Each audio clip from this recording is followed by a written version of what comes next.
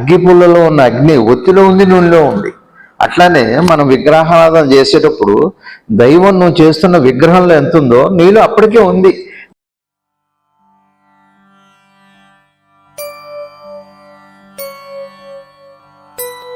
గారడి ఏమిటో అర్థమైతే, మాయ ఏమిటో అర్థమైతే మీకు ఫ్రీడమ్ కావాలా? భగవంతుడు అసలు ఫ్రీడమ్ పెట్టాడా? కష్టాలు సారు పెట్టాడా? పెట్టలేదా?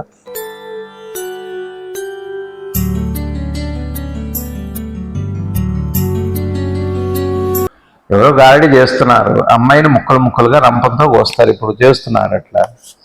అమ్మాయి బతికితే బాగుండని ప్రార్థన కడతారా ఏమిటి? ముక్కుంటారా? నేను నడిచి వస్తాం అమ్మాయి బతికితే ముక్కుంటారా? మాయ అది అర్థం చేసుకోవాలి, గారడీని అర్థం చేసుకోవాలి.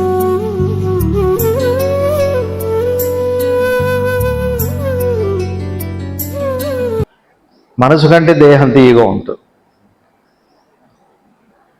ఉనికి కంటే మనసు తీయగా ఉంటుంది. ఆ తీయగా తీయగా తీయగా అసలు తీపిదనం అప్పుడు తెలుస్తుంది. తీయగా తీయగా తీయగా తీయటం నేర్పుతాడు గురువు.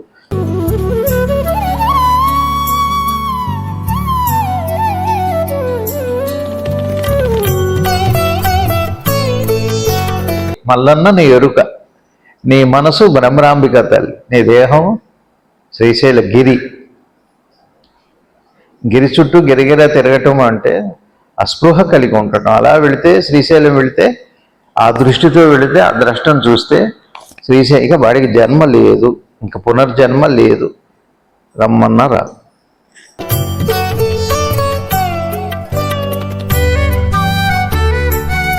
ద్రష్టని ధ్యానము అనొచ్చు, ద్రష్టని దైవము అనొచ్చు, ద్రష్టని ఆత్మ అనొచ్చు.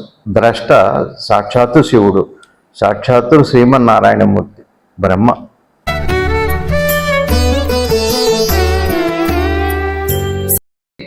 విగ్రహారాధనలో విగ్రహాన్ని పూజ చేస్తూ నీ దేహాన్ని, మంత్రాన్ని చేస్తూ నీ మనసుని, మంత్రంలో ఉన్న తాదాత్మ్యతలో ఆ ఏకాగ్రతలో అయిపోయాక వచ్చే ఆ శూన్య స్థితి, ఆ ఏకాంత స్థితిని నీ సహజ స్థితిగా చూడాలి.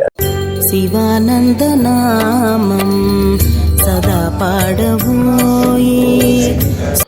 ఓం శ్రీ శివానంద గురుభ్యో నమః. శ్రీ ఆంజనేయ పరబ్రహ్మణే నమః. ఆత్మబంధువులు, ఆత్మస్వరూపులమే అందరికీ నమస్కారం. ఓం నమో భగవతే శ్రీ శివానందాయ.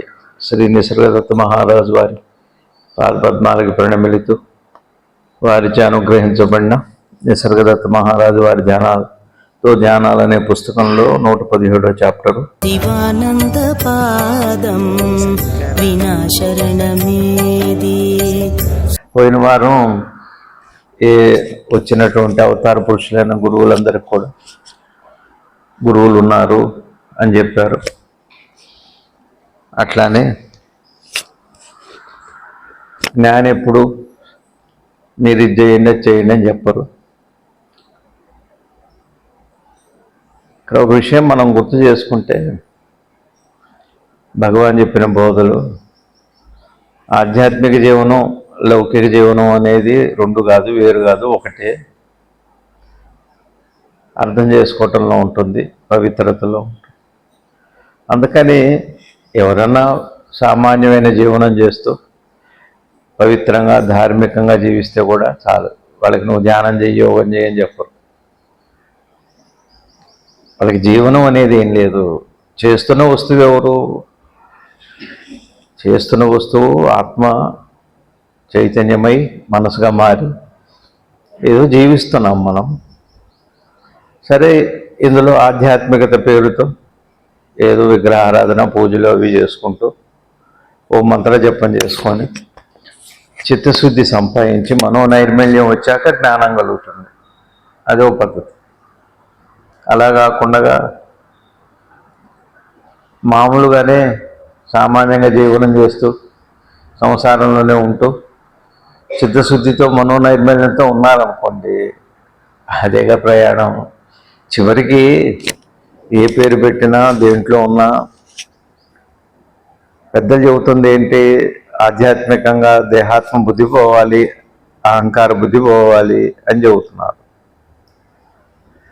రెండోది ఏంటంటే చిత్తశుద్ధి రావాలి. మనసుకి చిత్తశుద్ధి వస్తే, మనసుకు తత్వం వస్తే ఆత్మని దర్శించేటువంటి అవకాశం ఏర్పడుతుంది. సరే, నువ్వు చిత్తశుద్ధిగా ఉండాలటడానికి ఎలా ఉంటే దానికి ఏం చేస్తే ఏమన్నది ముఖ్యమే. తర్వాత దేహాత్మ భావన పోవటం ఎట్లనో, సరే దేహాత్మ భావన ఉన్నాక ఏమవుతుంది? సరే, మనందరి జీవనం ఎలా ఉంది? పవిత్రత ఉండదు అనుకోండి, డబ్బు కోసమో దేనికోసమో ఉన్నాం అనుకోండి, అదేగా దేహాత్మ భావన అంటే. అంటే ఏం లేదు, దేహాత్మ భావన అంటే నేను దేహం అని ఉన్నా లేకపోయినా కూడా దేహస్పృహ కలిగిన తర్వాత అహంకారానికి వచ్చే కోరికలు వికారాలే దేహాత్మ భావన యొక్క రెండో ముఖం. దాని లక్షణాలు అవి. టైఫాయిడ్ లక్షణాలు అంటాను, మలేరియా లక్షణాలు, డెంగ్యూ లక్షణాలు, ఇప్పుడు వైరస్ లక్షణాలు లాగా దేహాత్మ భావన ఉన్న తర్వాత అహంకారం వస్తుంది. దాన్నే అహంకారం ఉన్నారు. దేహాత్మ బుద్ధినే అహంకారము. ఆ అహంకారం రజస్సు తమస్తో కూడినప్పుడు ఏమవుతుందంటే వికారాలుగా ఉంటుంది, చిత్తశుద్ధి ఉంటుంది. అది మొత్తం మీద అది. అందుకని గురువులు జ్ఞానులు ఏం చేస్తారంటే నువ్వు వచ్చి ఇచ్చేయి అని చెప్పరు ఒకటి. రెండోది, వారికి మార్గము భేదాలు, వీడు బాగున్నాడు వాడు బాగలేదని ఇతరము లేదు అంటే అర్థం ఏమిటి అంటే ఇది అదనేటువంటి భేదభావం ఏం లేదు. దీని మార్గాలు ఏదైనా ఒకటే. నువ్వు భక్తిలో ఉండు, యోగంలో ఉండు, జ్ఞాన మార్గంలో ఉండు, ఏదైనా పర్లేదు. అట్లానే నువ్వు జీవనం చేసినా పవిత్ర జీవనం చేస్తే చాలు. భక్తితో ఉన్నా కూడా పవిత్ర జీవనం ఉండాలి. ఏదో గుళ్ళకి వెళ్తాం అనుకోండి, వెళ్తే ఏమవుతుంది? కుండీలో డబ్బులు వేస్తాం అయితే ఏంటి? కుంభమేళ వెళ్ళి స్నానం చేస్తాం అయితే ఏంటి? పరమాత్మ ఎప్పుడు కూడా పవిత్రత చూస్తాడు. దేహబుద్ధి ఎప్పుడు కూడా, జీవబుద్ధి ఎప్పుడు కూడా కోరికలతో నిండి ఉంటుంది. అదొకటి. కాబట్టి వాళ్ళు ఒకవేళ అడిగితే ఏదంటే సంస్కారాలను బట్టి నీ మనసు ఏది కోరుతుందో దాంట్లో ఎక్కువ తక్కువ లేదు కాబట్టి నామం చేసుకోమంట. నాకు యోగం ఇష్టం ఉందనుకోండి, యోగం చేయమంట.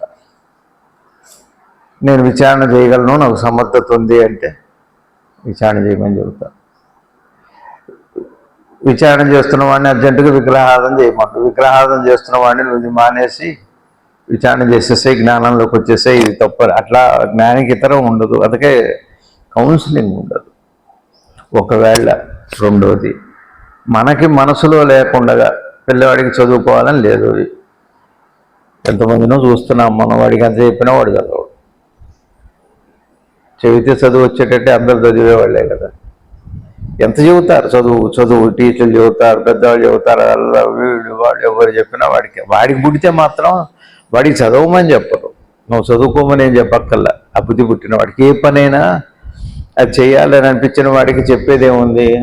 అట్లానే ఆధ్యాత్మికత కూడా తన్ను తాను తెలుసుకోవాలనో లేకపోతే దైవాన్ని దర్శించాలనో అనిపించింది అనుకోండి, అది వాడికి అనిపిస్తే అప్పుడు వాడికి ఏదైనా చెబితే వాడు అందులో వెళ్ళిపోతాడు.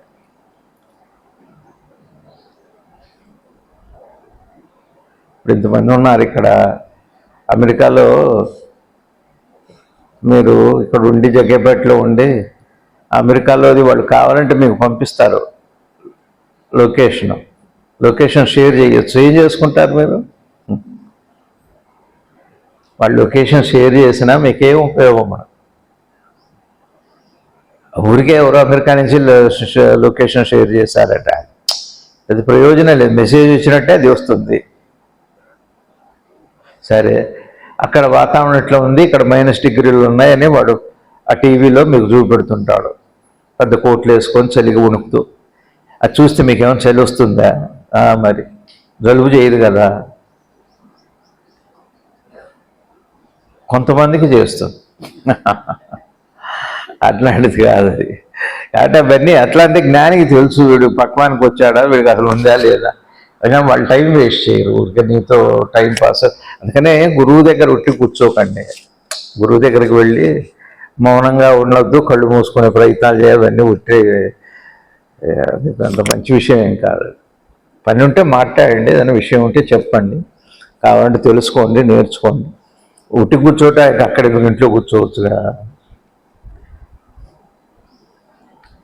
ఏదైనా షాప్లోకి వెళ్తారనుకోండి, వ్యాపారం నడవట్లేదు అనుకోండి, డీమార్ట్ పెట్టారనుకోండి, హాయిగా ఇంట్లో ఉన్నా బాగుండేది. ఏదో బజ్జీలు, మిరపకాయ బజ్జీలు, ఉల్లిపాయ పకోడీలు తిన్నా బాగుంటుంది. ఎందుకు షాప్ వ్యాపారం లేదు, బాగాలేదు. ఒకటి సాయం పొద్దున్నే సాయం దాకా కూర్చొని ఏం చేస్తారు? గురువు దగ్గరికి వెళ్ళి ఏదైనా మాట్లాడితే మాట్లాడాలి, ఏదైనా తెలుసుకుంటూ తెలుసుకోవాలి, లేకపోతే అక్కడి నుంచి వెళ్ళిపోయి హాయిగా ఏదైనా పని చేసుకుంటే మంచిది. వాడి మొహం చూసుకుంటే ఇట్లా ఏముంటుంది అట్లా చూసుకుంటే. లేదు, నీకు ధ్యానం ఆయన దగ్గరికి వెళ్ళగానే మీ మనసు పవిత్రం అయిపోతే మీకు తెలియదు అసలు ధ్యానం వచ్చినట్టు కూడా. ధ్యానం మిమ్మల్ని ఆక్రమిస్తుంది, అది మీ సంక్రమిస్తుంది. అది మీ నిద్ర మిమ్మల్ని ఎట్లా ఆక్రమిస్తుందో, సద్గురువు సన్నిధికి వెళ్ళేటట్టయితే తోడుకొచ్చిన పాలు తోడుకున్నట్టుగా తోడుకోపోతాం. నేను తెల్లారు తోడుకో అంటే తోడుకోవు, కాగబెట్టి పక్వానికి రావాలి. మొన్న ఎవరో అమెరికా వాళ్ళ విదేశస్తులు అడిగారు, మనం చేస్తున్న పొరపాటు ఏంటంటే ఉనికి వైపు చూడడం, ఆలోచన ప్రపంచం వైపు చూస్తాం. నెయ్యిలో పాలని వెతుకుతాం, ఎన్నాళ్ళకి దొరుకుతుంది, ఎప్పటికి దొరుకుతుంది. నెయ్యిలో నుంచి పాలంది ఇత్తి అంటే ఎక్కడి నుంచి వస్తాయి? ఒకసారి పాలలో నుంచి నెయ్యి తీస్తే అది బై ప్రోడక్ట్, చివరిలో వచ్చింది అది నెయ్యి.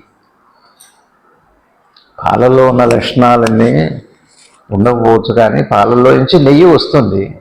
నెయ్యిలో పాలు వెతకాలనే చూస్తున్నాం మనం. ఇప్పుడు మనం ఏం చేస్తున్నాం, ఈ ప్రపంచంలో ఆలోచనలో నుంచి భగవంతుని వెతకాలని చూస్తున్నాం. నెయ్యి లాంటిది ఆలోచన. ఈ ఆలోచనలు అయినా కూడా అది నెయ్యి లాంటిది. ఆలోచన అయిపోతే ఆ పాలు అనే దాంట్లో నుంచి బై ప్రోడక్ట్ నెయ్యి. కాబట్టి తెలుసుకోవచ్చు, పాలలో నుంచి నెయ్యి వచ్చింది అని ఆ విధానం ద్వారా తెలుసుకోవచ్చు. అది భగవంతుడిచ్చే అవకాశం. పాలలో నెయ్యి ఉందో లేదో చూడవచ్చు, పాలలో వెన్నుందో లేదో చూడవచ్చు, పాలలో పెరుగుందో లేదో చూడవచ్చు, పాలలో మజ్జిగ ఉందో లేదో చూడవచ్చు, పాలను కాగబెట్టచ్చో లేదో చూడవచ్చు, పాలలో ఏ విటమిన్స్ ఉన్నాయో చూడవచ్చు, కాల్షియం ఉందా ఏముంది అనేది చూడవచ్చు, ఏమేమి ఉపయోగాలు ఉన్నాయో పాలల్లో చూడవచ్చు. ఆ పాలని నెయ్యి దాకా తీసుకొచ్చి ఆ నెయ్యి ముందు పెట్టుకొని ఈ నెయ్యి పాలు ఎట్లా ఉంటాయి అని ఎంతసేపు ఆలోచిస్తున్నా, ఎన్ని దేశాలు తిరిగినా, ఎన్ని ప్రవచనాలు విన్నా, ఏం పనికిరాదు. ఒక గురువు దగ్గరికి వెళ్తే కాసిన పాలు తీసుకొచ్చి ఇది కాగబెట్టి వచ్చి ఇట్లా చేస్తే చివరికి నెయ్యి ఇదైంది. మీ బామ్మని అడిగినా చెబుతుంది. ఇప్పుడు మనం చేస్తున్న పని అది. ఉనికిని చూడకుండా ఆలోచన చూస్తూ దేవుణ్ణి అంటే మెడిటేషన్ అంటే ఎట్లా? పాల లాంటిది మెడిటేషన్ అన్నది, పాల లాంటిది మెడిటేషను. దాని స్వరూపం అది, మంత్రం యొక్క స్వరూపం, విగ్రహాల యొక్క స్వరూపం.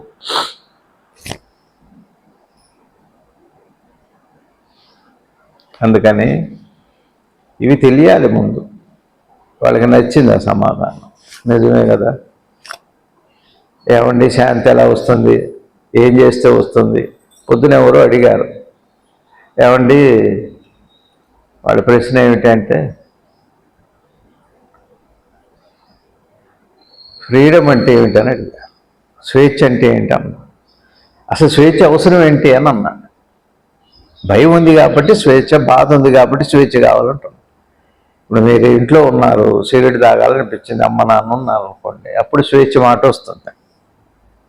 ఎవరు ఉండకూడదు. అందుకే అమెరికా వెళ్ళిపోతే హాయిగా ఇష్టానికి ఉండొచ్చు, ఎట్టయినా ఉండొచ్చు. కాబట్టి అక్కడి నుంచి రాబుద్ది కాదు.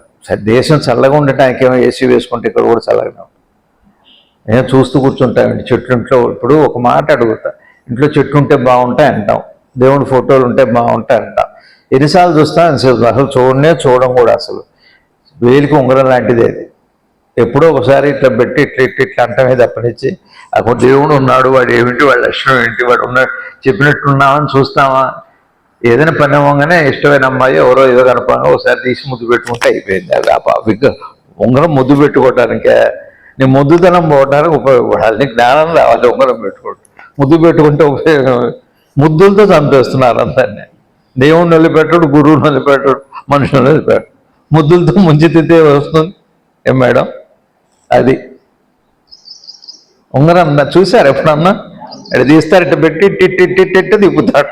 ఈలోపు ఆ ఫ్రోజన్ షవర్లో లేకపోతే టెన్నిస్ ఎల్బోనో ఏదో వస్తుంది. నేను తిప్పితే ఇది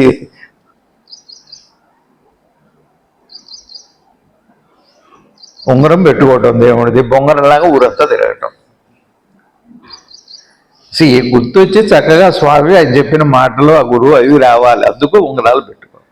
దేవుడు అనే భావం ఉండాలి, పవిత్రంగా ఉండాలి, నా దేవుడు ఉన్నాడని, ఒంటి మీద ఉన్నాడని ఏదో ఒకటి ఒక ఇండికేషన్ ఒకటి ఉండాలి. అట్లా ఫ్రీడమ్ ఎందుకు నీకు? నేనేమంటున్నానంటే అసలు ఫ్రీడమ్ అవసరం ఉందేమో చూడు అంటున్నా. సహజంలోకి వెళ్ళి చూడు, నీకు కళ్ళలో నుంచి స్వేచ్ఛ అడుగుతావు, మెలకువలో స్వేచ్ఛ అడుగుతావు, నిద్రలో స్వేచ్ఛ అడిగారు ఎవరన్నా? దాని అవసరం లేదండి అసలు. అందుకు చూడండి, అందుకని కష్టం ఉందా సుఖం ఉందా లోకంలో, ఇవి తెలియాలి. ఎవరో గారడీ చేస్తున్నారు, అమ్మాయిని ముక్కలు ముక్కలుగా రంపంతో కోస్తారు, ఇప్పుడు చేస్తున్నారు. అట్లా అమ్మాయి బతికితే బాగుండని ప్రార్థన కడతారా ఏమిటి? ముక్కుంటారా? నేను నడిచి వస్తాం అమ్మాయి బతికితే ముక్కుంటారా? మాయ అని అది అర్థం చేసుకోవాలి, గారడీని అర్థం చేసుకోవాలి, అమ్మాయిని కాదు. అమ్మాయిని ఏం అర్థం చేసుకుంటారు? గారడీ ఏమిటో అర్థమైతే, మాయ ఏమిటో అర్థమైతే మీకు ఫ్రీడమ్ కావాలా? భగవంతుడు అసలు ఫ్రీడమ్ పెట్టాడా? కష్టాలు సారు పెట్టాడా? పెట్టలేదా? సారు ఉన్నంతకాలం మనకు ఉన్నదే అదొకటి. సరే, అందుకని గురువులు జ్ఞానులు ఎప్పుడూ కూడా ఊరికే అనవసరంగా జాతకాలు చెప్పి బ్రహ్మలు, జాతకం తప్పు కాదు కానీ ఏం చెబుతారండి జాతకాలు? ఎవడి వల్ల అవుతుంది? అందుకని నీవు ఎన్నడూ జన్మించలేదని అప్పుడు వాడికి ఆ ప్రశ్న వచ్చిన రోజున నన్ను నేను తెలుసుకుందాం అని అనిపించినప్పుడు వాడికి అప్పుడు ఆ గురువు వస్తాడు వెంటనే. అసలు నిజంగా నీకు సరైన ప్రశ్న వస్తే ఆ గురువు వచ్చి తీరుతాడు. నిజమైన ప్రశ్న నీకు వచ్చింది అంటే తీర్చడానికి పరమాత్మ ఆయన వరం అది. నిజంగా నీకు అవసరం వస్తే నేను వస్తానని ఆయన చెప్పాడు. ఆయన మన ఎవరితో అదే చెప్పాను, నీకు నీడుంటే నీ గురువు ఇచ్చి తీరుతాడు, నువ్వు ప్రార్థన చేయక్కర్లేదు. నీకు అంత అవసరం ఉంటే పరమాత్మ ఇచ్చి తీరుతాడు, అది ఆయన ప్రామిస్. అది నువ్వు మిస్ చేస్తావేమో, మాట తప్పుతావేమో, నీకు కమిట్మెంట్ లేదేమో. ఈశ్వరుడికి గురువుకి అట్లా ఉండదు.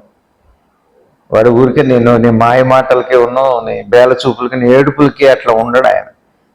నువ్వు ఏడిస్తే కరగడు ఆయన, నీ అవసరానికి కరిగిపోతాడు, నీ బాధకు కరుగుతాడు ఆయన. బాధ కళ్ళల్లో ఉంటుంది, అది ఒక హృదయం నుంచి రావాలి అవసరం. ఈశ్వరుడు గురువు తెలుస్తుంది, మనకి తెలియదు. సరే, గురువు వైభవం అనుకోండి, అట్లా ఉంటారని చెప్పారు పోయిన వారం. సరే, ఇప్పుడు అసలు ఈ వారంలో కొద్దాం. ఇంతకీ మీరు బోల్ టైం దీంతోనే వేస్ట్ చేస్తున్నారంటారు. ఏం మాస్టర్ ఏం రాజుగారు, మీరు అయానం నుంచి వచ్చారు పాపం. ద్రష్టను చూచుట అన్నది భౌతికంగా నీ కన్నులతో చూచుట కాదు. నేను ఎంతసేపు నేను చెప్పిన ఉపోద్ఘాతం అంతా ముందు పేరాలో ఉంటుంది, మీరు చూస్తే అర్థమవుతుంది. ద్రష్టను అంటే చూచేవాడిని, చూచుట అన్నది భౌతికంగా నీ కన్నులతో చూచుట కాదు, అంతే. నీకు నువ్వు అవును అనని నీ మనసులో ఉంటే దానికి ఈ గురువే కాదు, అవతారం కాదు, ఎవరు ఏం చేయలేరు. ముందు ఈ కాన్సెప్టే మారాలి. అదే చెప్పాను నేను. శ్రీశైలం అంటే కొండెక్కాక అక్కడ శివయ్య, అక్కడ అమ్మ బ్రహ్మరాంబిక తల్లి. నీ దేహం ఈ కొండ, ఆ లోపల మనసు ఒక బ్రహ్మ కల్పిస్తుందిగా. అమ్మని ప్రార్థిస్తే బ్రహ్మ పోతే పక్కనే శివలింగాకారంలో శివుడు ఉంటాడు. ఈ దేహమే ఒక శ్రీశైలం. శ్రీశైలం శిఖరం దృష్ట్యా పునర్జనం నది. ఎవరైతే శ్రీశైలాది శిఖరము, ఏ ఉనికి శిఖరము, మనసుకి శిఖరం, దేహానికి శిఖరం ఏది అంటే లోపల ఆది బిందువు ఏది అంటే నీ హృదయంలో ఉండే ఉనికి, నీ ఎరుక. నీ ఎరుకే శ్రీశైల మల్లన్న. మళ్ళీ అన్నా కూడా అదే, మళ్ళీ అన్నా కూడా మల్లన్న ఎవరు అంటే నీ ఎరుకే. మల్లన్న నీ ఎరుక, నీ మనసు బ్రహ్మరాంబిక తల్లి, నీ దేహం శ్రీశైల గిరి చుట్టూ గిరిగిర తిరగటం అంటే అస్పృహ కలిగి ఉండటం. అలా వెళితే శ్రీశైలం వెళితే, ఆ దృష్టితో వెళితే, ఆ ద్రష్టను చూస్తే శ్రీశైల వాడికి జన్మ లేదు, ఇంకా పునర్జన్మ లేదు, రమ్మన్నా రాదు. ఏమండి మళ్ళీ జన్మ రాదంటున్నారు, ఇప్పుడు జన్మ ఉంది కదా, అసలు ఈ జన్మ ఉందో లేదో అప్పుడు తెలుస్తుంది. పొద్దు భగవానుడు ఎవరు వెళ్ళి అడిగారు, చచ్చిపోయాక ఎక్కడ వెళ్తామని. చచ్చిపోయాక తర్వాత చూద్దాం, నువ్వు బతికుండగా ఎక్కడున్నావు చూడన్నారు ఆయన. జ్ఞానులు ఎట్లా మాట్లాడతారు? వీడు ఒకటి అడుగుతారు, వాళ్ళేమో ఉన్నది చూడమంటారు. వీడేమో ఉన్నది కాక వేరేది అడుగుతాడు. అది ఎప్పుడూ అదే గొడవ, ఉన్నది చాలదు. నేటికన్నా రేపు తీయన. మనకి ఇవాళ అంత రుచి ఉంచదు, రేపు అంతా రేపు. నిజం కన్నా ఊహలు తీయన. మీరు చూడండి, పెళ్ళి అయ్యాక ఎట్లుంది, పెళ్లి కాకమునపు పెళ్లి చేసుకుంటే ఎట్లుందని ఊహించినప్పుడు ఎట్లుంది ఒక్కసారి దయచేసి సింహావలోకనం చేసుకుని మీకే తెలుస్తుంది. చాలా తీయగా ఉంటుంది. నా భర్త నన్ను అటు చూస్తాడు, నా భర్త ఎటు చూస్తాడు, నా భార్య ఎట్లా ఉంటుంది, నా భార్య ఎట్లా, నా భార్యతో నేను రోజు గోంగూర పచ్చడి చేయించుకుంది కానీ పెళ్లి చేసుకో తెలుస్తుంది. గోంగూర పచ్చడి చేసి పెడుతుందో, నేను పచ్చడి చేస్తుందో పెళ్ళి అయ్యాక తెలుస్తుంది. పెళ్ళి దేనికని? నిజంగానే ఊహలు తీయే ఉంటాయి, నేటికన్నా రేపు తీయగా ఉంటుంది. మనసు కంటే దేహం తీయగా ఉంటుంది, ఉనికి కంటే మనసు తీయగా ఉంటుంది. ఆ తీయగా తీయగా తీయగా అసలు తీపిదనం అప్పుడు తెలుస్తుంది. తీయగా తీయగా తీయగా తీయటం నేర్పుతాడు గురువు, పెట్టుకోవటం చెప్పడు గురువు. ఎప్పుడు అదే గొడవ. భర్త ఆవిడ ఓ సూట్ కేసును 4 బట్టలు ఇవ్వండి, మన గొప్పతనం తెలుస్తుంది, నైపుణ్యం. ఆడవాళ్ళు చక్కగా సర్దుతారు, సర్దటం వాళ్ళకి తెలుసు. పీకి పెట్టమని 2 క్షణాల్లో తీసి అవతల పడేస్తాడు. ఈ వీడియో పురుషుడు పని అది. గురువు ఎప్పుడు నీ దగ్గర ఉన్నది మొత్తం కొంచెం కూడా లేకుండా తీయమంటే గురువు చేసేస్తాడు. పెట్టమంటే కొద్దిగా శ్రమ అయిపోయింది. ఎట్లా పెడతాడు లేని దాంట్లో? ఏమండి ఒక అక్షరం ఇక్కడ రాసి చూపెట్టండి అన్నా అనుకోండి, కష్టం కాదు. ఒక కాగితం బలపం ఏదో ఇస్తే రాసి చూపెట్టచ్చు, ఇది తేలిక. గురువుకి అంత కష్టం పాపం, పెట్టాలంటే కష్టం. జ్ఞానం పెట్టమంటాడు. జ్ఞానం పెట్టడం ఏంటిరా? నేను ధ్యానం చేస్తానని నేర్చు. ధ్యానం చేయటం ఏంటిరా? నువ్వు ఏ మాట దేంతో అయితే మాట్లాడుతున్నావో అదే ధ్యానం రా. నీ మాట ధ్యానం రా, నీ చూపు ధ్యానం రా, నీవు వినేది ధ్యానం రా, నీదంతా ధ్యానం రా, నీ 5 ధ్యానం రా, నువ్వే ధ్యానం రా. మళ్ళీ ధ్యానం అంటావేరా? కాదండి ధ్యానం చేస్తాను నేను. సరే చెయ్యి. ఓ 2 గంటలు, 2 రోజులు, 2 నెలలు, 2 ఏళ్ళు, 20 సంవత్సరాలు, 2 శతాబ్దాలు చేసి, దశాబ్దాలు చేసి ఏం రావట్లేదు, మీరు ఏదో చెప్పండి అంటాడు. అందుకేరా చెప్పింది.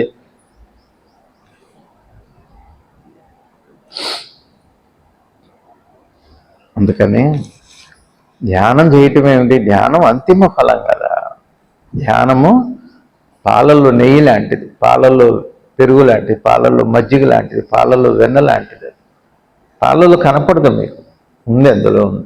అట్లానే నీ ఎరుకలోనే ఇవన్నీ ఉన్నాయి. నీ ఎరుకలో పంచేంద్రియాలు ఉన్నాయి, నీ ఎరుకలో నీ దేహం ఉంది, నీ ఎరుకలో ఈ అనంత ప్రపంచం ఉంది, నీ ఎరుకలో ఈశ్వరుడు ఉన్నాడు, ఇదంతా ఉంది. దాని పేరు ధ్యానం. ధ్యానం అంటే ఏదైతే ఈ సమస్తాన్ని కలిగి ఉందో దాని పేరు ధ్యానం. విడిపోయి దాన్ని చేరటం కాదు ధ్యానం. అది ప్రయత్నం, అది ప్రయత్నమే. పాలలో వెన్న ఉందంటే ఉంది, ఏది అంటే చెయ్యాలి, కృషి చేయాలి. చూస్తూ చేస్తూ చేస్తుండగా చివరికి ఒక్కసారి ఆ వెన్న పూస అలా కనపడుతుంది, ఆ వెన్న కనపడుతుంది. ఎంత ఉంది అదంతా, ఇదంతా ప్రాసెస్ అంతే. కాబట్టి ఇప్పుడు ఏవో ఈ హార్ట్ ప్రాబ్లం వస్తుంది, కొలెస్ట్రాల్ అంటే మీరు పాలు తాకండి, బాగా టోన్ మిల్క్ తాగండి, మొత్తం ఫుల్ టోన్లు తాగితే బాగుంటుంది, కొద్దిగా వెన్న ఉన్నా కొద్దిగా హార్ట్ ప్రాబ్లం అంటారు కదా. ఎక్కడుందా వెన్న? వాళ్ళలో కనపడదు, జిడ్డు ఉంటుంది, ఆ జిడ్డు రూపంలో కనపడదు. ఆ జిడ్డే మళ్ళీ మీకు వెన్న రూపంగా బయటకు వస్తుంది. ధ్యానం కూడా, ధ్యానంలో మనసు జిడ్డులాగా పట్టుకుందండి. చూడండి మీరు, మనసు ఆలోచనలు ఆపితే ఆలోచనలు అన్నది క్రియ, అది భౌతికానికి జీవనానికి అవసరమైన క్రియ. ద్రష్టను చూచుట అన్నది భౌతికముగా నీ కన్నులతో చూచుట కాదు. ద్రష్ట అనే మాటకు అర్థం ఏంటంటే నేనెవరో నాకు తెలియాలంటాం కదా, రాసినంత తేలిక కాదు. అహం శివోహం అని రాసినంత తేలిక కాదు. ఊరిగా మాట రాయటానికి ఏముంది, శివోహం అని రాస్తాం. శివోహం అనగానే రాసే మాటలు కాదు అవి,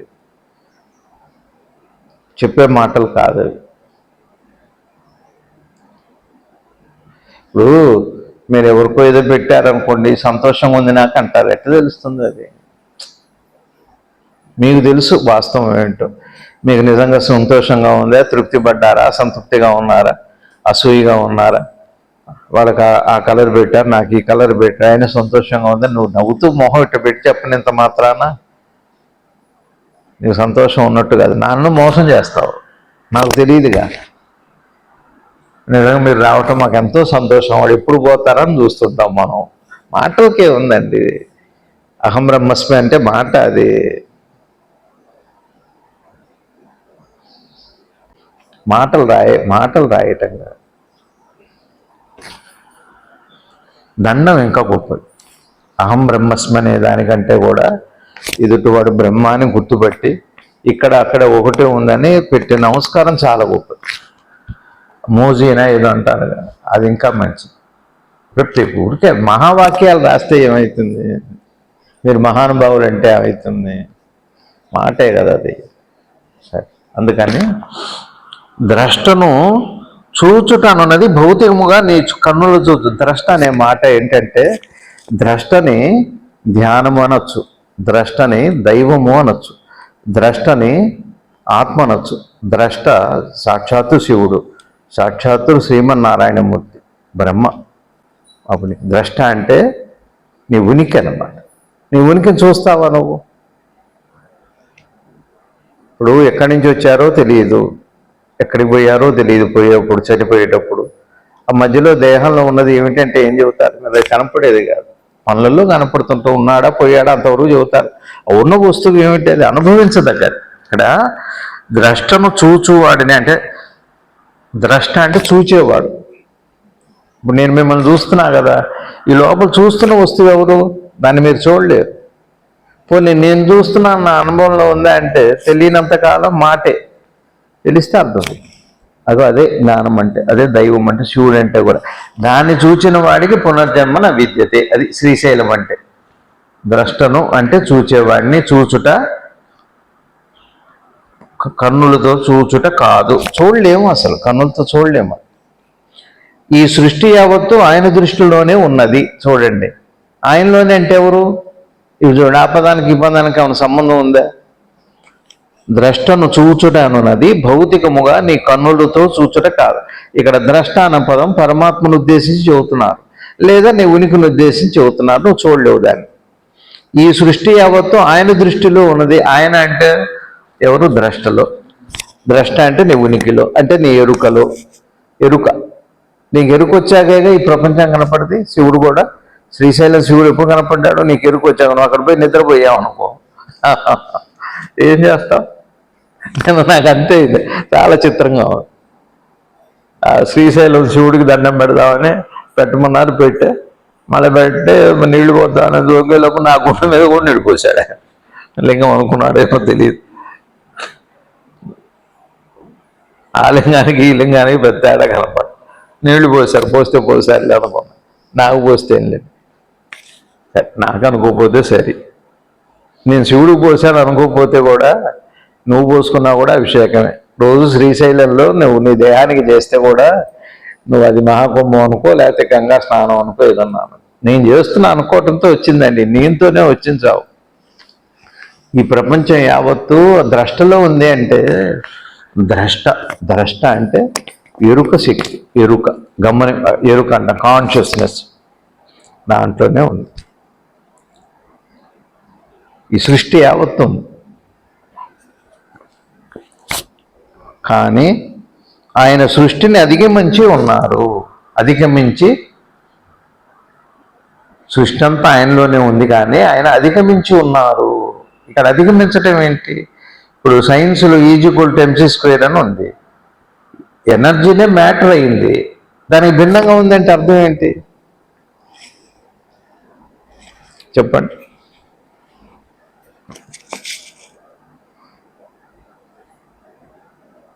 ఇప్పుడు మీరు ఒక అగ్గిపుల్ల గీస్తున్నారు అనుకోండి, అగ్గిపుల్లని ఇట్లా గీశారు, వెలుగుతుంది కదా. నిన్న భగవాన్ చెప్పారు ఇదే మాట, దాన్నే నిన్న సత్సంగంగా చెప్పాము. అగ్గిపుల్ల గీస్తే వెలుగుతుందా వెలగదా? వెలిగేది వెలిగించేది, వెలిగేది రెండు ఉన్నాయి. వెలిగేది అంటే ఎదురుగా ఉన్నది అని ఉంది. వెలిగించే దాంట్లో ఆ వెళ్తూ ఇది లేకపోతే, అగ్ని లేకపోతే దీన్ని ఎట్లా వెలిగిస్తారు? మీ అగ్గిపుల్లలో ముందు అది ఉండాలిగా, అగ్ని ఉండాలిగా. అగ్గిపుల్లలో లేకపోతే మీరు ఒత్తిని ఎలా వెలిగిస్తారు? అట్లానే దైవము పూజ చేసేవాళ్ళు లేకపోతే, పూజ చేసే వస్తువులు ఉంటే దైవం కాదు అది. అగ్గిపుల్లలో మీకు వెళ్తురు లేదా, అగ్ని లేదనుకోండి, కొట్టి కొట్టి కొట్టి చివరికి చెక్కుముక్కు రాయిలో కూడా అంత దూది పెట్టి రాయి మీద రాయి పెట్టి కొడితే గబుక్కున అంటుకుంటుంది ఆ బూరుగు దూదికి.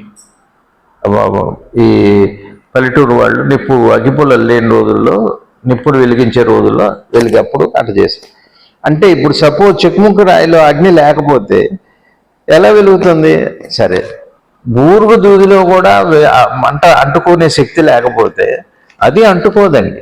దాంట్లో కూడా ఉంది అగ్ని, వెలిగించే దాంట్లో ఉంది, వెలిగే దాంట్లో కూడా. ఇప్పుడు ఒత్తిలో అగ్ని లేకపోతే మీరు అగ్గిపుల్లలో అగ్ని దాన్ని వెలిగించలేదు. ఒత్తిలో కూడా ఉంటే దాన్ని బయటికి తీసుకొస్తుంది. మీకు అర్థమవుతుందండి? ఒత్తిలో ఒకవేళ అగ్ని లేకపోతే, నూనె వేసిన నూనెలో కూడా అగ్ని లేకపోతే, ఒకవేళ మీరు అగ్గిపుల్ల పెట్టి వెలిగించినా కూడా వెలగదు, ఎప్పటికీ వెలగదు. అది ఉంది. సరే ఏమండి, మేము అగ్గిపుల్లతో బండరాయిని మేము వెలిగిస్తామండి అన్నారనుకోండి, వెలుగుతుందా? వెలగదు. కానీ బండరాయికి ఈ ప్రాసెస్ అక్కర్లో, ఇంకో బండరాయితో కొడితే అందులో అగ్ని బయటకు వస్తుంది. దాని ప్రాసెస్ దానికి ఉంది, ప్రాసెస్ వేరు. అగ్ని ఎంత ఉంది. సరే, అగ్గిపుల్లలో ఉన్న అగ్ని ఒత్తిలో ఉంది, నూనెలో ఉంది. అట్లానే మనం విగ్రహారాధన చేసేటప్పుడు దైవం నువ్వు చేస్తున్న విగ్రహంలో ఎంత ఉందో నీలో అప్పటికే ఉంది. నీలో లేకపోతే ఆ విగ్రహాన్ని నువ్వు పూజ చేసి కూడా వేస్ట్. ఒకవేళ దాంట్లోనే ఉండి నీలో లేకపోయినా, నీలో ఉండి దాంట్లో లేకపోయినా అసలు ఈ ప్రక్రియ వేస్ట్. గీసే అగ్గిపుల్లలో మంట ఉండి ఒత్తిలో లేకపోయినా, ఒత్తిలో ఉండి అగ్గిపుల్లలో లేకపోయినా ఈ వెలగటం అనే కార్యక్రమం లేదు. ఆధ్యాత్మికత, మన సంప్రదాయం, మన సంస్కృతి అంతా కూడా ఈ వస్తువు రెంటిలో క్రియకు ఆవల ఉంటేనే, అది శ్రీ నిసర్గదత్త మహారాజ్ చెబుతున్నారు. ఆవలగా ఆయన సృష్టిని అధిగమించి ఉన్నారు. ఎట్లా అధిగమించి ఉండటం అంటే ఎట్లా? ఎక్కువగా ఉన్నారన్నావా? దేవుడు చాలా కష్టం అండి ఈ సబ్జెక్టు, చాలా కష్టం చెప్పటం. ఒక దబాయ్ అని చెప్పిన వాడేమో సామాన్యుడు కాదు, మహాద్రష్ట. చెబుతున్న వాడేమో సామాన్యుడు ఈ వ్యక్తి, వినేవాడేమో సామాన్యుడు కాదు, బాగా తెలిసిన వాళ్ళు. చాలా ప్రాబ్లం అది. మీకేం తంటలేదు, ఆయనకి తంటలేదు, పుస్తకం రాసిన వాడికి. ఇప్పుడు ఇక్కడ కాదా బాధ? దేవుడు విగ్రహంలో ఉన్నాడండి. చేస్తున్నవాడు ఏం చేస్తున్నాడు? విగ్రహంలో ఉన్నాడని చేస్తున్నాడు. ఒకవేళ చేసేవాళ్ళు లేకపోతే విగ్రహంలో ఎప్పటికీ ఉండడు. అధిగమించి ఉన్నాడు అంటే ఉన్న విగ్రహంలో దేవుడు కాక చేస్తున్నవాడుగా ఉన్నాడు అని అధిగమించారు. మళ్ళీ యువతలో ఉన్నది కూడా ఆయన. అగ్గిపుల్ల తానయ్యాడు, ఒత్తిలో వెలగడానికి కూడా తానై ఉన్నాడు. ఒత్తిగాను తానే ఉన్నాడు, వెలిగించడానికి అగ్గిపుల్లుగా ఉన్నాడు, రెంటిలో అగ్నిగా ఉన్నాడు, వెలిగిస్తే కనపడే అగ్నిగా ఉన్నాడు. ఎంత చిత్రమో చూడండి. అది అధిగమించి ఉండటం అంటే కర్త కర్మక్రియ తానై ఉన్నాడు అని యాక్షన్ అన్నమాట. ఈ సంపూర్ణత్వం. అధిగమించి ఉండటం అంటే సంపూర్ణత్వం. మీకు అర్థమవుతుందా అని?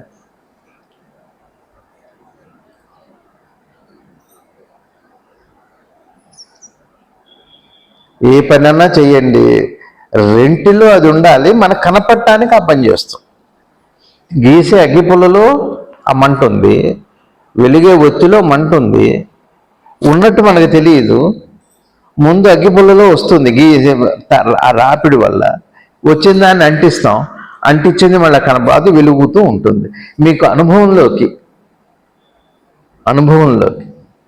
అందుకే ఏం చెబుతున్నా, పరమాత్మ నీ చేత చేయించడానికి, పనిచేయటానికి దేహంగా, నీలో అనుభూతి కోసం మనసుగా, నీకు ఆనందంగా మనసు ఆత్మగా ఆనందంగా ఉన్నాడు, అనుభూతిగా మనసుగా ఉన్నాడు, నీ క్రియ దేహంగా ఉన్నాడు.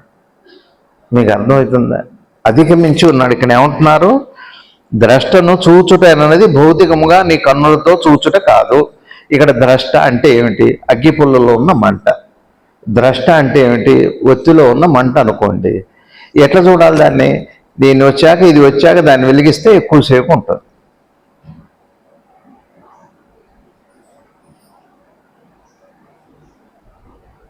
అది అర్థమవుతుందా? మించి ఉన్నాడు, అధికంగా మించి ఉన్నాడు. ఇప్పుడు మీరు ఉన్నారండి, మీరు విగ్రహానికి పూజ చేస్తున్నారు. విగ్రహంలో దేవుడు ఉన్నాడనేగా, ఇప్పుడు మనలో లేడనేగా దాని అర్థం. అంతేగా, అక్కడ ఉన్నాడని కదా నువ్వు చేస్తున్నావు. విగ్రహారాధన అంటే అర్థం ఏంటి? అందులో ఉన్నాడు స్వామి. ఇప్పుడు గురువుగారు ఉన్నారు, విగ్రహం గురువుగారు అక్కడ ఉన్నారని చేస్తున్నారు. దాని అర్థం ఏంటి? ఇప్పుడు చేస్తున్న వాళ్ళు లేకపోతేనాక చేయటం, ఏదైనా ఉంటే ఎందుకు చేస్తారంటే మీరు? మీ దగ్గరే ఉంటే మీరు ఎందుకు చేస్తారు? అది తప్పు. కాన్సెప్ట్ ఏంటంటే, మీరు విగ్రహంలో దైవాన్ని మీరు పూజ చేస్తున్నప్పటికీ ఒకవేళ మీ దగ్గర లేకపోతే చేసేవాడు ఎవరు? అందుకని భగవంతుడు విగ్రహానికంటే ముందు నీళ్ళు వచ్చాడు, కొంచెం అధిగమించే ఉన్నాడు.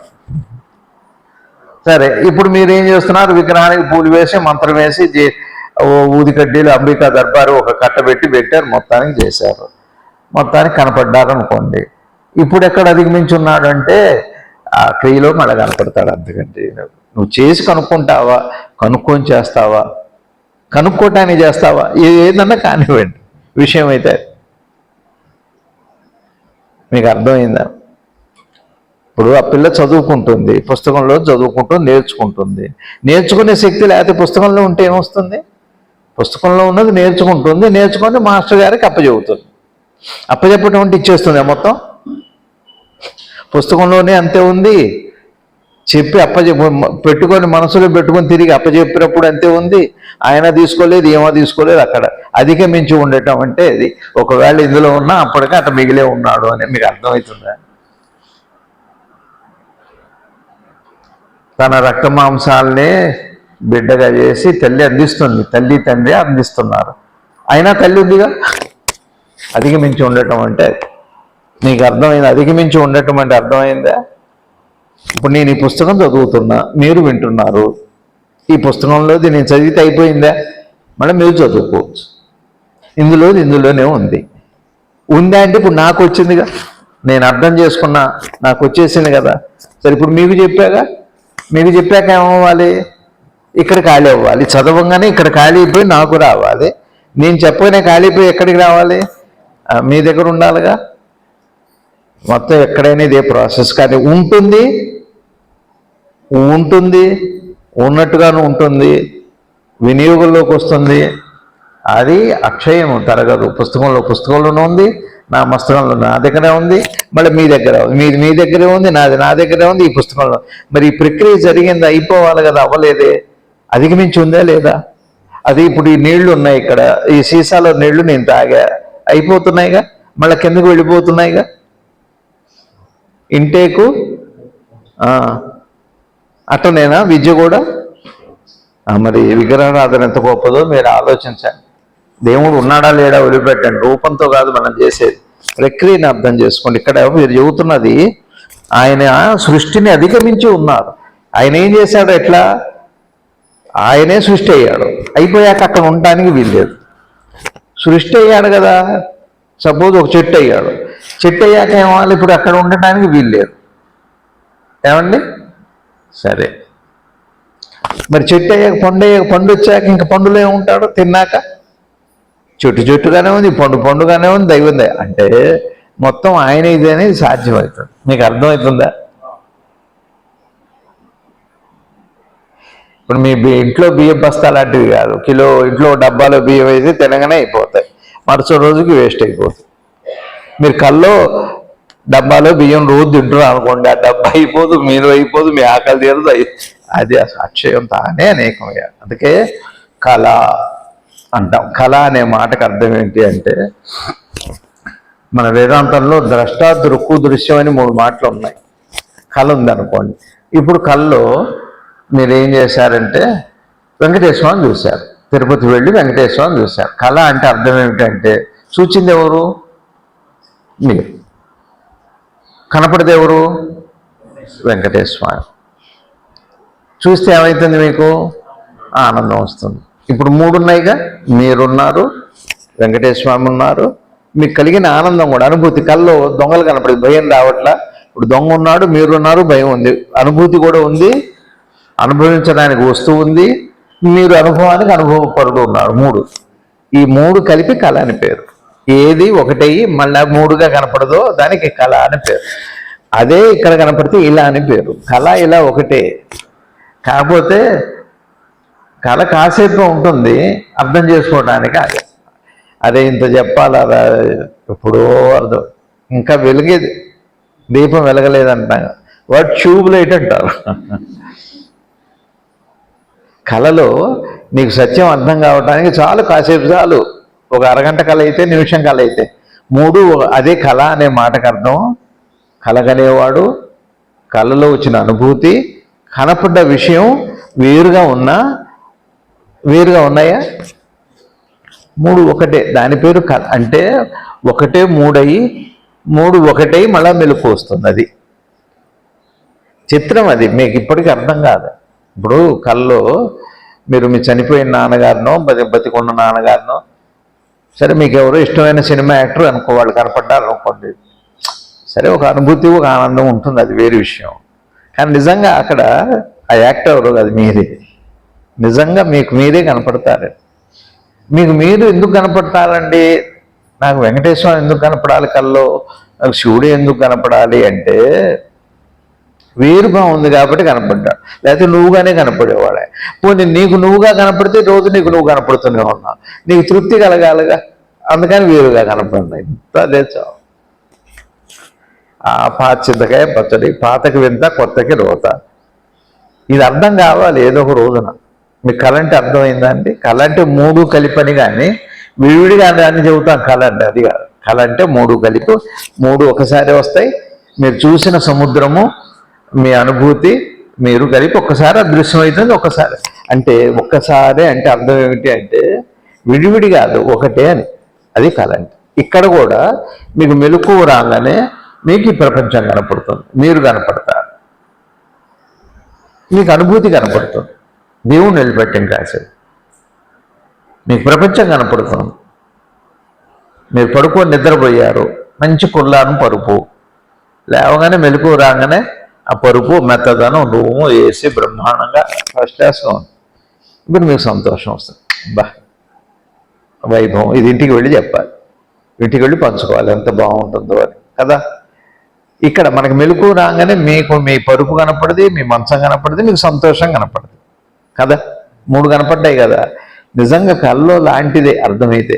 కానీ ఇంకా మనకి వేరు వేరు, ఆ పరుపు వేరుగానే ఉంది, కల్లోనేమో మూడు కలిసి అదృశ్యమే. కానీ ఇక్కడ కూడా మనం ఈ రోజున అనుభవించే అనుభవాలన్నీ, యాక్సిడెంట్ అవ్వనివ్వండి, పెళ్ళనివ్వండి, పిల్లలు అవ్వనివ్వండి, జపం అవ్వండి, ధ్యానం అవ్వనివ్వండి, ఇక మీరు ఏ పేరన్నా పెట్టండి, మీరు చేస్తున్న పని, మీ అనుభూతి మీరు కలిపి మెలకువతో పాటే ఒక్కసారి కల్లాగా వచ్చి పోతున్నాయి. ఇది గుర్తుపెట్టిన రోజున జ్ఞానం అని పెడతారు. అది ఆయన తాను సృష్టిలోనే ఉన్నట్లు అధిగమించి ఉన్నారు, కానీ మాయ యొక్క ప్రభావముచే ఆయన తాను సృష్టిలోనే ఉన్నట్లు నమ్మెదరు. ఇప్పుడు ఏమవుతుంది మాయ అంటే ఏమిటి? ఇప్పుడు మనం ఏం చేస్తున్నాం, ఇంట్లో పూజ చేస్తున్నామా లేదా? విగ్రహాలు పూజ చేస్తున్నాం కదా, చేసేటప్పుడు ముద్దు పెట్టుకుంటున్నాంగా ఉంగరాలు. ఇప్పుడు దేవుడు ఎక్కడున్నట్టు? ఇప్పుడు సక్సెస్ అవ్వగానే పని వెంటనే చేయి రావాల్సిందే, వేళ్ళు ముడవాల్సిందే, చూపుసుకు ఆ ఉంగరం కాస్త ఇంగిల్ చేస్తాం, పుసుకుంటున్నాం అంటే ఇప్పుడు ఎక్కడున్నాడు ఆయన? అది మాయ లక్షణం అన్నమాట. నిన్ను వదిలిపెట్టి ఆయన దానిలో చూడటం చిత్రం. అది మాయ అంటే అర్థం ఏంటంటే ఉన్నది లేనట్లుగా, లేనిది ఉన్నట్లుగా. ఇప్పుడు నీకు దేవుడు ఎక్కడున్నాడు? మనం చేసే పూజల్లో అసలు చిత్రం ఏంటంటే చేస్తున్న వాళ్ళను ఉన్నాడు. అది విషయం. ఉన్నది లేనట్టుగా అసలు చేస్తున్న వాళ్ళు ఉన్నాడు పరమాత్మ. ఇప్పుడు మన దృష్టిలో ఏంటి? లేడు. విగ్రహంలో ఉన్నట్టుగా, వాస్తవానికి ఏంటి? యాక్చువల్గా అక్కడ లేడు, ఇక్కడే ఉన్నాడు. ఏదో ఒక రోజు తెలుస్తుంది. ఇది మాయ. చూచేవాడికి కనపడదు అన్నాడు. ఇది ఏదొప్పుడో నువ్వు ఇవన్నీ అధిగమించి ఉన్నాడు. అధిగమించి ఉన్నాడంటే ఈ చేసేవాడే విగ్రహానికి అధిగమించి. నువ్వు ఎక్కువ, విగ్రహం ఎక్కువ అంటే డబ్బులు ఎక్కువ, మీరు ఎక్కువ, నా ప్రాణం ముఖ్యం అంటే అధిగమించి ఉండటం అంటే అది.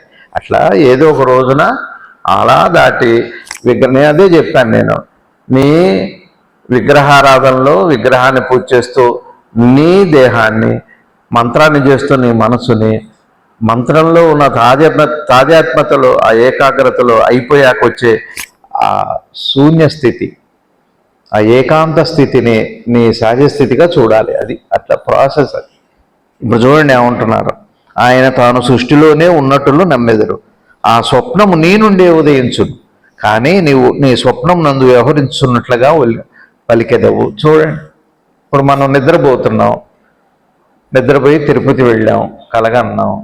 నిజంగా చెప్పండి, వాస్తవంగా మీరు ఎక్కడున్నారు? కానీ ఎక్కడున్నారు? నేను తిరుపతి వెళ్ళానని చెబుతున్నారు. వాస్తవం ఏంటి? అది వాస్తవం, నువ్వు ఇక్కడే ఉన్నావు, నీ గదిలోనే నీ మంచం మీదనే ఉన్నావు, కానీ కల్లో తిరుపతి వెళ్ళావు, దర్శించావు అంటూ ఇక్కడ ఏమంటున్నారు, ఆయన తాను సృష్టిలోనే ఉన్నట్లు నమ్మెదరు, ఆ స్వప్నము నీ నుండే ఉదయించును. ఇక్కడే ఇది అర్థం చేసుకోండి. ఏ స్వప్నం? ఆ స్వప్నము నీ నుండే ఉదయించును. ఏ స్వప్నం? కల కాదే. ఇదే ఈ బ్యూటీ. ఈ పుస్తకాల్లో జ్ఞానులు చెప్పే మాటల్లో బ్యూటీ అదే. ఆ స్వప్నము నీ నుండే ఉదయించును అంటే ఏ స్వప్నము అంటే, మీరు విగ్రహాన్ని పూజ చేస్తూ దేవుడు ఎక్కడున్నాడు అంటున్నారు? విగ్రహంలో ఉన్నాడనే మాయ వచ్చింది, నీలోనే వచ్చింది ఆ మాయ కూడా. అది ఆ స్వప్నము అంటే ఇక్కడ మాయ అని. స్వప్నము అంటే మాయ కాదా? మీరు ఇక్కడ మంచంలో బలుసుపాళ్ళు పడుకోండి, తిరుపతి అమెరికాలో ఉంటే ఏ మాయ అనాలా, అబద్ధం అనాలి, నిజం అనాలి, ఏమనాలి? ఎక్కడ పుట్టిందంటే నాలోనే పుట్టి. అట్లానే పరమాత్మ మన దృష్టిలో ఎక్కడ ఉన్నాడు? విడిగా ఎక్కడో ఇటు చూస్తాం. దేవుడు అంత దేవుడిదే. ఇక్కడి వాడిని అడుగు పెట్టం. మాయ ఎక్కడ పుట్టింది? ఇది ఆయన మాయ కాదు, నీలో పుట్టిన మాయే. ఈ మాయ నువ్వే జయించాలి, అర్థం చేసుకోవాలి, గురువు సన్నిధిలో గడపాలి. కానీ నీవు స్వప్నమునందు వ్యవహరిస్తున్నట్లుగా పలికెదవు. ఇప్పుడు మన మాటలు ఎట్లా ఉన్నాయంటే,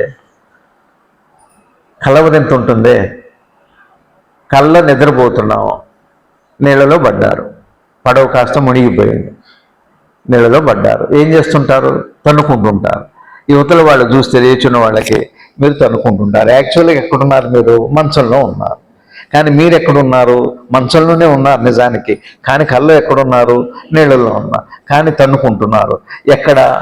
నీళ్ళల్లో కాదు, మంచం మీద. అందుకని నీ కళ ఇతరులకు వింత కాబట్టి ఇది కలవరింత.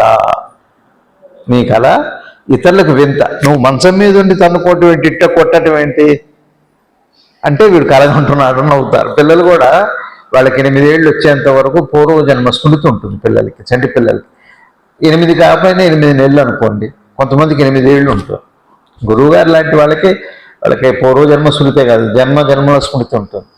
ఆ జన్మలే కాదు, మన జన్మల స్మృతి కూడా వాళ్ళకు ఉంటుంది. ఎన్ని లేవన్నారు ఒకసారి గురువుగారు నాతో. సరే, అదంతా కథ వేరులేండి. కాబట్టి ఇప్పుడు మీరు ఎక్కడున్నారు? మంచం మీద ఉన్నారు, నీళ్ళల్లో ఈత కొడుతున్నారు. కల్లోనేమో నీళ్ళల్లో ఉన్నారు. నిజానికి ఎక్కడున్నారు? మంచం మీద ఉన్నారు. ఈ మాయ ఎక్కడిది? నీలోదే. ఇక్కడ ఏమంటున్నారంటే, కానీ నీవు స్వప్నం నందు అట్లానే ఇక్కడ కూడా జరుగుతుంది ఏంటంటే, స్వప్నంలోనేమో నిద్రపోయి కలవరిస్తాం, ఇప్పుడు మేలుకొని కలవరిస్తున్నాం. నువ్వు నీలో చూడకుండా ఈశ్వరుణ్ణి విగ్రహంలో చూస్తున్నావు. వస్తుంది ఒకరోజు, తప్పు కాదు.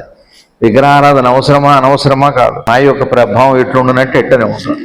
మాకు పనులు ఉన్నాయండి, మీకేం లేదు, మీకేం కనపడితే చాలు ఏదో ఒకటి మాట్లాడతా, మీకు అర్థమవుతున్నాయండి. ఇప్పుడు మీరు ఏం చేస్తున్నారు చెప్పండి? నేను చెబుతున్నా, మీరు వింటున్నారు కదా? వింటున్నారా లేదు?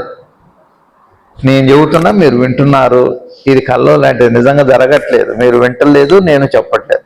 ఒక్క క్షణం జాగృతమై ఒక్కసారి చూడండి. సత్యం ఇది, 100% సత్యం ఇది. ఏదో ఒక రోజున మీరు ఆ పూజ చేస్తున్నప్పుడు కూడా అలా మీరు చేసేది మీరు చూడొచ్చండి. మీ ఆలోచనలో ఆ విగ్రహము, మీరు చేసే మంత్రాన్ని అట్లా సాక్షిగా చూడొచ్చు. రోజు అలా చేస్తాను నేను, ఎప్పుడు కూడా అదే చేస్తాను. ఇప్పుడు నేను మాట్లాడుతున్న నా మాట మీరు వినేది, నేను వినేది, నేను చెప్పేది కూడా నా గురించి చెప్పడం కాదు, సత్యం గురించి చెబుతాం. ఈ వ్యక్తి గురించి కాదు, ఇవి నమ్మేది కాదు, మీరు నమ్మలేరు కూడా. మీరు నమ్మలేరు. ఇప్పుడు పేగుతున్నాడు అండి, మొదలు పెట్టాడు. మేమే దొరికామో, ఇంత పొద్దున్నే మేమేం తినకుండా వచ్చాం, మమ్మల్ని తింటారేంటి, మీరు తినొచ్చు మమ్మల్ని తింటున్నారంట. ఇది నమ్మబుద్ధి కాదు. ఇది మీ కళ అర్థమైన రోజున ఈ కళ అర్థమవుతుంది. ఇది కళే అని ఆయన ఏమంటున్నారంటే, ద్రష్టని మీరు కళ్ళతో చూసినట్టుగా చూడలేరు. ఇప్పుడు నన్ను చూసినట్టుగా మీరు మిమ్మల్ని చూసుకోలేరు, ఫస్ట్ పాయింట్. రెండో పాయింట్ ఏమిటి అంటే, పరమాత్మ ఎలా ఉన్నాడు. ఇది అయితే ద్రష్ట అంటే పరమాత్మ. ఈ సృష్టి అంతా ఆయనలోనే ఉన్నది, కానీ అధిగమించి ఉన్నారు. నాలుగో పాయింట్కి వచ్చేసరికి ఏమన్నారు అంటే, ఈ మాయ ఎక్కడ పుట్టిందంటే మనలో పుట్టింది, ఇది మన కళ్ళ లాంటిది అని. ఎందుకు ఇదంతా చెబుతున్నారంటే, ఇప్పుడు నేనున్నా, రమణ ఉన్నాడు, రమణకు అనారోగ్యం ఉంది, హాస్పిటల్ చుట్టూ తిరుగుతున్నాడు, మందులు వాడుతున్నాడు, యాత్రలు చేస్తున్నాడు, ఉపన్యాసాలు చెబుతున్నాడు, అందరితో తిట్లు తింటున్నాడు. ఇది వాస్తవం. ఇది రమణ కళ, మీ కళ? నాకు నా కళ, మీకు మీ కళ. నా కళ్ళలో మీరు కనపడట్లేదా? ఇప్పుడు మీరంతా నా కళ్ళలో భాగంగా ఉన్నారు, మీరు వింటున్నట్టుగా, నేను చెబుతున్నట్టుగా. నా కళే ఇది, నా కళ. లేదా మీ కళ పోని, ఇప్పుడు మీ కళ అనుకోండి అని. మరి ఇంతమంది ఇదంతా నిజం కాదా? వాణి గారు, బాలు గారు, రాజు గారు, వాళ్ళు నందిగా వాళ్ళు, రాజు గారు కళ ఏ కళ్ళలో కనపడట్లేదా? ఇంతే కనపడవచ్చు కదా. మరి ఎట్లా, ఎలా అంటే, ముందు కళ్ళలాగా ముందు కళ అర్థం చేసుకొని అట్లా లోపలికి వెళితే. అందుకే ఎందుకు అది చెబుతున్నారంటే, మనం విగ్రహారాధన చేసేటప్పుడు కూడా దేవుడు విగ్రహంలో ఉన్నాడని అంటాం. విగ్రహంలో ఉన్నాడు, కంటే నీలో ఉన్నాడు. ఈ రెండు. కంటే అంటే ఎక్కువ అనే ఒక మాట ఉంది. చూస్తే, నిజంగా ఆలోచించి చూస్తే, నిజంగా గమనించగలిగితే అని కంటే అంటే. సరే, చూస్తే అప్పుడు ఏమవుతుంది? రెండో స్టెప్లో మీలో ఉన్నారు. ఇప్పుడు ఏమైంది? ఫస్ట్ స్టెప్ ఏమో మీరు చేసే విగ్రహంలో ఉన్నాడు, మీరు చేస్తున్నారు. ఫస్ట్ మాయ ఏమిటంటే, ఇక్కడ లేడు అక్కడ ఉన్నాడని ఒక మాయ, అది అయిపోయింది. రెండో స్టెప్పు నేనేం చెప్పా, అందులో కంటే ఇక్కడ ఉన్నాడు. ఇప్పుడు అది అయిపోయింది. విగ్రహాన్ని వదిలిపెట్టండి, మీ దగ్గరికి రాయండి.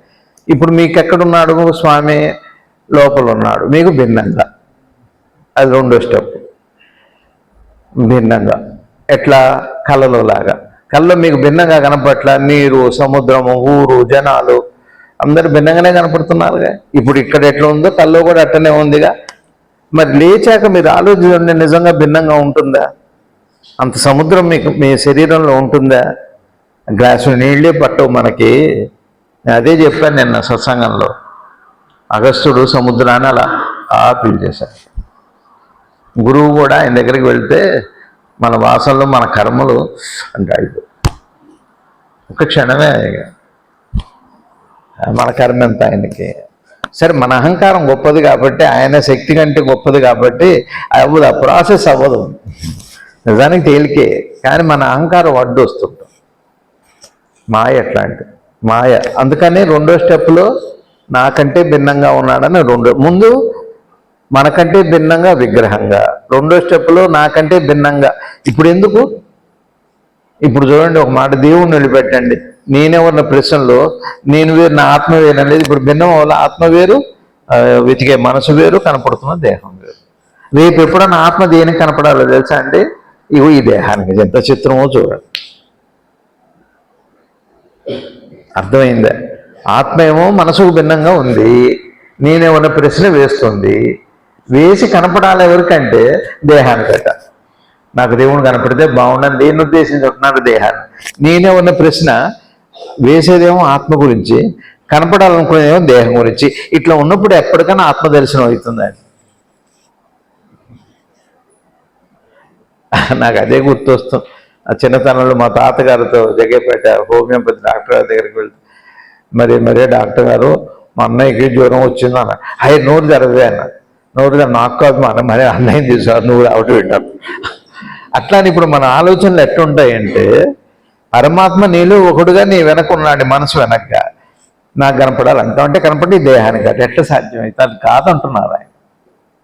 ఆ మహాజ్ఞాని నిసర్గదత్త మహారాజు అలా కాదంటున్నారు. చూశారా మన ద్వంద్వం ఎట్లుందో? ఈ దేహానికైతే దేహానికి కనపడకపోతే ఇప్పుడే కనపడాలి, సూక్ష్మమైన వాడు. మనసు కనపడుతుంది అని ప్రశ్న వేయండి.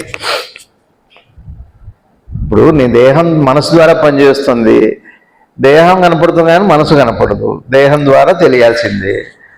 మరి మనసుకు కూడా మొన్న పోయిన సత్సంగాల్లో ఆత్మ యొక్క లక్షణం మనసుకు అందాల్సింది కానీ మనసు వెళ్ళలేదు అక్కడికి. మరి మనసు కనపడాలా, దేహానికి కనపడాలా, అసలు ఆత్మ కనపడాలా? అసలు నీకేం కావాలి దయచేసి చెప్పండి కాస్త. అసలు మీకేం కావాలనుకుంటున్నారు? జ్ఞానం అంటే నాకు నేనెవరో నాకు తెలియాలంటే ఈ దేహానికా, ఇప్పుడు మీ మనసుకు తెలియాలంటే ముందు మనసును మౌనం చేయండి, బుజ్జగించండి దాన్ని. రామకృష్ణ పరమహంస వారు చెప్పినట్టు మనసు అట్లా ఎగురుతూనే ఉంటుంది, బతిమలాడండి, బుజ్జగించండి. బలవంతం చేసి మెడిటేషన్ చేస్తానంటే అది ఉండదు. అట్లా అర్థం చేసుకోండి అంటున్నారు. బుజ్జగించడం అంటే అర్థం చేసుకోండి అని. పిల్లాడు ఏడుస్తున్నాడు రాత్రి పొత్తిళ్ళలో, ఓ 2 బీగితే ఏమవుతుంది? తల్లి అర్థం చేసుకోవాలి, ఎందుకు దోమ కుట్టిందా, వేడిక, ఎండక, లేకపోతే పాలక, ఆకలిక, దేనికి నిద్రక, పట్టకనా, పట్ట, ఈ తల్లికి తెలియాలి. మరి అది అట్లాగా పిల్లలు 2 బీగితే అనేది చచ్చూరుకుంటారు. చంటి పిల్లలు కావాలని పూజలు చేయటం, పుట్టిన పిల్లల్ని భరించలేక కొట్టడం, ఇదే మన ప్రాంతం కాదు. అంతా అయితేనే ఉంటుంది. చచ్చేవి నూనె వచ్చి అడ్డోరు బోర్లు పొర్లు దండాలు పెట్టి ఉపవాసాలు చేసేవి ఒకరిని కంటాం, కన్న తర్వాత చచ్చేటి పేకటం, వాడిని భరించలేక ఎందుకు ఇచ్చావు అని అంటారు. అయ్యా ఈశ్వరుని ఎందుకు ఇచ్చావు? నువ్వు కదా డొల్లావు, నిన్ను నువ్వు ప్రశ్నించుకో, నన్ను ప్రశ్నిస్తావు ఏంటంటాడు ఆయన, మట్టపల్లి నరసింహస్వామి. లేకపోతే ఎవరు అంటే అన్నీ మనం అంతా ఎక్కడ ఉంటుందంటే చేయటం, అవతల వాడికి నొక్కేయటం, వాడు మోసం పోవటం. గురువు గారు ఎంత చేశాడు, గురువు గారికి సంబంధం ఉంది? నిన్నెవడు ఇవ్వమన్నాడు? అసలు ఆ గురువు గారు చేశాడు, ఆయన తెలిస్తే చెప్పొచ్చు కాదు. తెలిసి చెప్పటం ఏంటి? ఏం తెలిసి చెప్పాలి? గురువు నీకు తెలియదా? తప్పులు నీకు తెలియదుగా. అప్పటికే నీ గురువు నీ అంత సాక్షిగా చెబుతున్నాడు, అది వినవా? ఎప్పుడు మంచి మాటలు చెప్పాడు కదా సత్సంగాల్లో. అంటే నీకు పర్సనల్గా జాతకం, నీ నక్షత్రం చేయి చూసి చెప్పాలన్నమాట. అదే గురువు అంటే. సరే ఇదో సబ్జెక్ట్ అనుకోండి, ఇట్లా ఉంటాయి మనవి, ఇట్లనే ఉంటాయి. ఆమె అంతటా చూస్తున్నాను అంటావు. మరి భార్యను కూడా అట్ట అనుకోని ఎక్కడికైనా వీళ్ళు ఉండరాదు. మరి నా గురువు అంతటా కనపడుతున్నా, నీ భార్య, మరి భార్యను కూడా అట్నే చూడగలిగితే అప్పుడు గురువును కూడా చూడొచ్చు. వెళ్ళలేము, ఎక్కడికి వెళ్ళలేము మనం. దేవుడు అంతటా ఉన్నాడు కదా. దేవుడు అంతటా ఉంటే పూజలు ఎందుకు చేస్తున్నావు నువ్వు? నీకేం పని? నీకెందుకు బాధ ఎందుకు వస్తుంది? అసలు భయం ఎందుకు వస్తుంది? దేవుడు అంతటా ఉంటే నీకు భయం వచ్చే అవకాశం ఉందా? అసలు రాయిళ్లలో, రప్పల్లో అన్నిట్లో నేనే చూశాను. చూస్తే ఎందుకు ఆ రాయిని పట్టుకొని పెళ్లి చేసుకోరా? కాళ్ళల్లో రప్పలు చూశాట. అవి కవితలు కాదండి, అదే చెబుతున్నారు. ఎవరు? నిసర్గనాథ్ మహారాజు. కంటితో చూడాలనుకోకండి, జ్ఞానం చాలా గొప్పది. అందుకని ఇవాళకి చాలు. మంచి సబ్జెక్టు, చాలా మంచి సబ్జెక్టు. అంతా మన గురించే. ఇదొక కళ. దేవుడు విగ్రహంలో ఉన్నాడు అనుకోవటం, నాలో ఉన్నాడు అనుకోవటం, దానికోసం సాధన చేయటం, సాధన చేసి ధ్యానం చేయటం, ధ్యానం చేసి ధ్యానఫలం పొందటం, ధ్యానం పొంది మనసు అవ్వటం, అనుభవం పొందటం, జ్ఞానం వచ్చింది అనుకోవటం. నిజంగా ఇదంతా కాలేదు, అసలు ఏమీ జరగదు. ఇదంతా ఏమీ జరగట్లేదు. అందరూ అందరిలాగానే ఎప్పటిలాగానే ఉంటాం. ఇప్పుడు జ్ఞానం వచ్చినా రాకపోయినా ఇప్పుడు మీరు ఎలా ఉన్నారో రేపు జ్ఞానం వచ్చాక కూడా అలానే. ఇదంతా ఒక కళ. మీరు చేసే సాధన, మీ ధ్యానము, మీ క్షేత్రాలు, మీ తిరుగుళ్ళు, పొర్లుళ్ళు, ఇదంతా కూడా కళని చెబుతున్నారు. మీకు అర్థమైందో అర్థం కాలేదు, ఇదంతా కళే. ఇప్పుడు మీ సాధన చేసి ఎన్నో ఏళ్ళ తర్వాత మీకు జ్ఞానం కలిగిన, జ్ఞానమైంది అని చెప్పి నిజంగా ఒకసారి అలా చూస్తే ఇదంతా కల్లో భాగమే. కల్లో రావట్లా. తిరుపతి వెళ్ళినట్టు, గుండు కొట్టించుకున్నట్టు, ఆ తర్వాత తిరుపతి లడ్డు ఇచ్చినట్టు, ఎవరికి పెట్టకుండా మీరే తిన్నట్టు, కొద్దిగా షుగర్ పెరిగినట్టు, డాక్టర్ దగ్గరికి వెళ్ళి అంత లేచి చూస్తే లడ్డు లేదు, గుండు లేదు, గుండు సున్నా మొత్తం. అట్టనే రేపు ఒకవేళ నువ్వు అజ్ఞానంలో ఉండి జ్ఞానాన్ని సంపాదించినా అట్లాంటిదే అంతే. అర్థమైతే మీ ఇష్టం, అర్థం కాకపోతే చేయండి, పూజలు చేయండి, చక్కగా చేసుకోండి, హాయిగా చేసుకోండి, అర్థం చేసుకోండి. ఊరికి పెద్ద పెద్ద మహావాక్యాలు కాదు మనకు కావాల్సిన మామూలు మాటల్లో రోజు వారి జీవితాల్లో మాట్లాడే మాటల్లోనే ఉంది. మెడిటేషన్స్ అట్లా పెద్ద పెద్ద మాటలు చెప్పకండి, అక్కర్లేదు, ఏం అక్కర్లా, మామూలు మాటలు చాలు. చక్కగా చదువుకోవచ్చు, చక్కగా ఆ పిల్లలాగా ఉండొచ్చు, ఏమో పెద్ద కష్టం. అమాయకంగా ఉండండి, మీ జ్ఞానం ఇప్పుడే వస్తుంది. అదే కష్టం ఉండదు. అదే నాకు బోల్డ్ డబ్బులు నాకు తెలుసా, 5 కోట్ల ఆస్తి ఉంది, మాకు పెద్ద హోటల్స్ ఉన్నాయి, మాకు పెద్ద బిల్డింగ్స్ ఉన్నాయి, విల్లాస్ ఉన్నాయి, మాకు పెద్ద పెద్ద ఫ్యాక్టరీలు ఉన్నాయి, బోల్డ్ పండితుడు నేను తెలుసా మీకు. అమాయకంగా ఉంటే మీకు అమాయకంగా ఉన్న క్షణంలోనే జ్ఞానం వస్తుంది. అవి కళ్ళలోంచి బయటకు వచ్చినట్టు అమాయకంగా ఉంటాయి. ఇదంతా ఒక పీడకలేనండి. మన జబ్బులు, మన ఆస్తి కూడా జబ్బే. క్యాన్సర్ కంటే ప్రమాదమై, అహంకారం క్యాన్సర్ కంటే ప్రమాదమై. క్యాన్సర్ అయితే మహా అయితే ఈ జన్మలో చచ్చిపోతాం, అహంకారం జన్మలో చచ్చిపోతాం, అంతకంటే. క్యాన్సర్ ఏదైనా జబ్బు వస్తే ఆ జన్మలోనే చచ్చిపోతాం ఆ దేహంతో, కానీ అహంకారం జన్మలో చచ్చిపోవాల్సి వస్తుంది, మళ్ళీ చచ్చిపోవాల్సి, మళ్ళీ జబ్బులు పడాల్సి వస్తుంది. క్యాన్సరు మహా అయితే శరీరంలో ఇంకో అంగంలోకి వెళ్తుంది, అహంకారం జన్మలో వెంటాడుతుంటుంది. చాలా ప్రమాదం అయింది. ఇప్పుడే పోగొట్టుకోవాలి. నాకు అంత ఉంది, ఉండని నీకు ఉంటే చేసుకోవాలి. ఇవాళ కాస్త ఆస్తి వస్తే ఎవరు కనపడరు, జ్ఞానం చేసేదని ఎవరు కనపడరు, పెద్ద పెద్ద మాటలు మాట్లాడతాం, పక్కకి తిరిగి చూడం. మహాజ్ఞానైనా పనికిరాడు, చిన్న మంత్రం వస్తే చాలు, చిన్న శ్లోకం వస్తే చాలు, ఎవరు కనపడరు మనకి. రామాయణం పారాయణం చేసి బయటకు వస్తే అందరూ పురుగుల్లా కనపడతారు. నీకేం రామాయణం, ఇంకేం. నాకు నిన్ననో మొన్ననో అనిపించింది. ఏమనిపించిందంటే, నేను పొద్దున మొన్న బోధ